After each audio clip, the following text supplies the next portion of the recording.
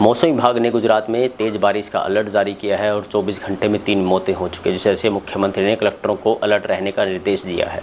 गुजरात में भारी बारिश के हालत को देखते हुए मुख्यमंत्री भूपेंद्र पटेल ने राज्य में गांधीनगर में एक उच्च स्तरीय बैठक बुलाई। अगले 2 दिन तक गुजरात में भारी बारिश का पूर्वानुमान है और साथ ही पिछले 24 घंटे में सभी 33 जिलों में झमाझम बारिश हो रही है।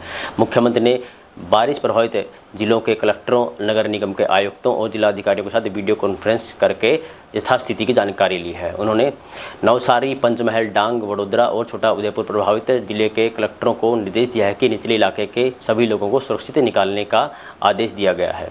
तो किसान, अगर आपको खेतीबाड़ी खबरों के बारे में जानना है, मौसम विभाग की ठीक जानकारी प्राप्त करने उसके लिए आप F2DF मोबाइल ऐप को डाउनलोड कीजिएगा। सभी प्लेटफॉर्म पर उपलब्ध है।